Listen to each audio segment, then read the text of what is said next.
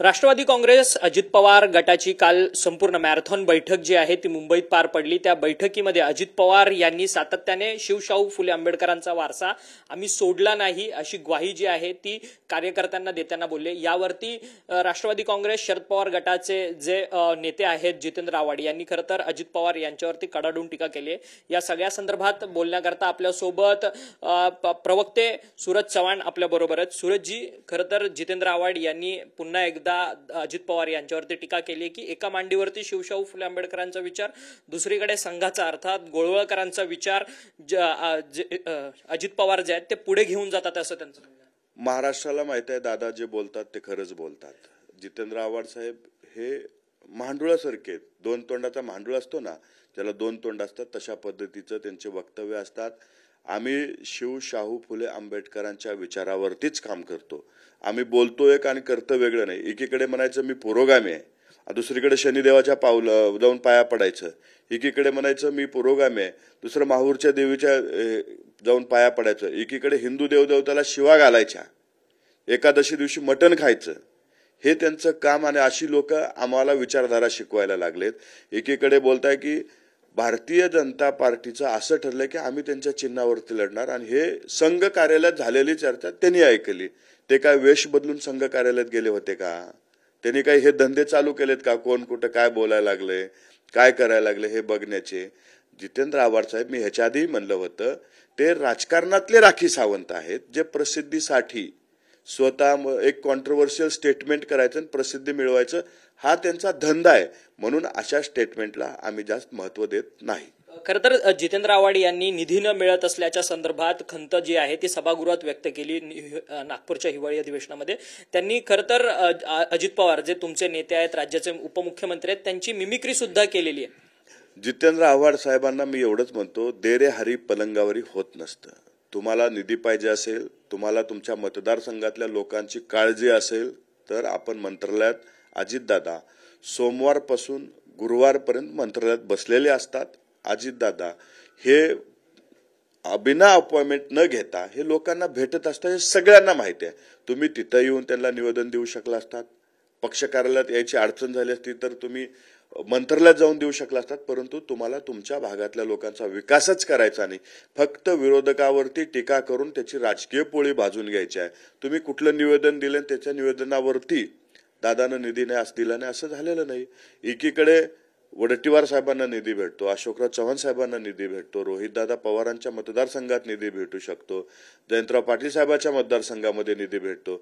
मग जितेंद्र आव्हाडांना काय घरी बसून निधी थोडंच भेटणार आहे? तुम्ही आपल्या लोकांची काळजी असती तर मंत्रालयात जायला पाहिजे होतं, दादाकडे मागणी करायला पाहिजे होती, परंतु तसं न करता जाणीवपूर्वक माध्यमात यायचं मला निधीच दिला नाही।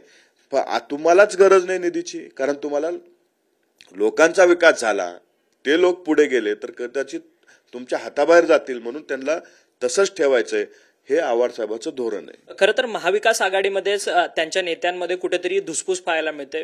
विरोधी पक्ष नेते विजय वडेट्टीवार आणि जितेंद्र आव्हाड हे निधींच्या मुद्द्यांवरतून भांडताना पाहायला मिळतात। जितेंद्र आव्हाडांना 1 रुपया निधी नाही मिळालाय, तुल्यबळात विजय वडेट्टीवारांना निधी मिळाला गेलेला आहे, त्याचे आरोप देखील ते समोर लावतात। तुम्ही सत्ताधारी बाकावरती आहेत, यांचे विरोधक आहात, विरोधकांमध्येच भांडणं सुरू आहे, सत्ताधारी म्हणून तुमची काय या सगळ्या संदर्भाची टीका? आमचं धोरण हेच आहे की हा महाराष्ट्राला पुढे घेऊन जाण्याचं, महाराष्ट्राचा विकास करायचं, सर्वसामान्यांचे प्रश्न सोडवायचं। हे विरोधकातले लोक सत्तेत असतानाही त्यांनी कधी महाराष्ट्रासाठी एवढं तळमळीनं काम केलं नाही। आज विरोधात असताना सुद्धा एकमेकाची उणीधुनी काढण्यामध्ये त्यांना आनंद होतोय। लोकांच्या प्रश्नावरती भांडायचं सोडून तुला किती निधी भेटला, मला काय नाही भेटला, याच्यावरती भांडत ते आज करतायत। खरं तरी दादानी महाराष्ट्रातला पक्ष बघून नाही तर गरज बघून त्या ठिकाणी निधीची पूर्तता केलेली आहे। ज्या मतदारसंघामध्ये ज्या विकास कामाला निधी पाहिजे होता तिथं निधी दिलेला आहे, परंतु विरोधी पक्ष आज एकमेकाची उणीधुनी काढण्यामध्ये, एकमेकाला चांगल्या सभ्य भाषेमध्ये सत्कार आणि त्यांचा सन्मान करण्यामध्ये व्यस्त आहे, हे आज महाराष्ट्राला दिसून येते। आणि महाराष्ट्र अशा विरोधी पक्षापासून वाचला पाहिजे असं आम्हाला वाटतं। खरं तर मनोज जरांगे पाटील यांची सभा जी आहे ती बीडमध्ये पार पडते. जवळपास 20 जानेवारीचं आता त्यांनी शेवटचं अल्टिमेटम दिले. 20 जानेवारीला मुंबईत येऊन ते धडक करून आमरण उपोषण करणार आहे. परंतु आता सुप्रीम कोर्टात एक महत्वाची घडामोड झाली आहे की राज्य सरकारने जी क्युरेटिव्ह पिटिशन दाखल केलेली आहे ती सुप्रीम कोर्टात ऍक्सेप्ट करण्यात आली आणि 24 जानेवारीला त्या संदर्भात हिअरिंग अर्थात निकाल देणार असं सुप्रीम कोर्टाने.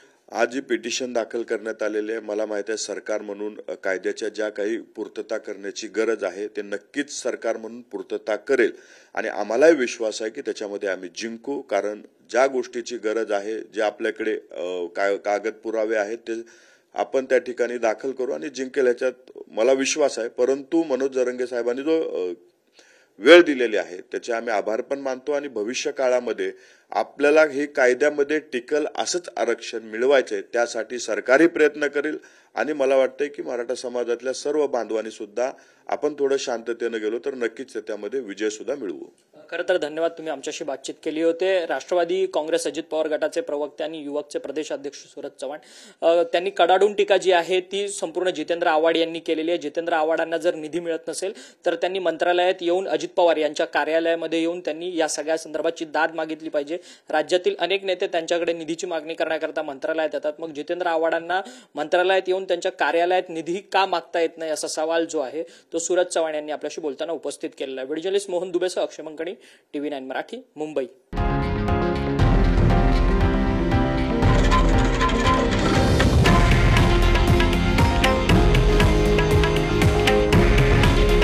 हे आहे देशातील नंबर 1 न्यूज नेटवर्क आणि आपण पाहत आहात TV9 मराठी. काळजी तुमची, हित महाराष्ट्राचं.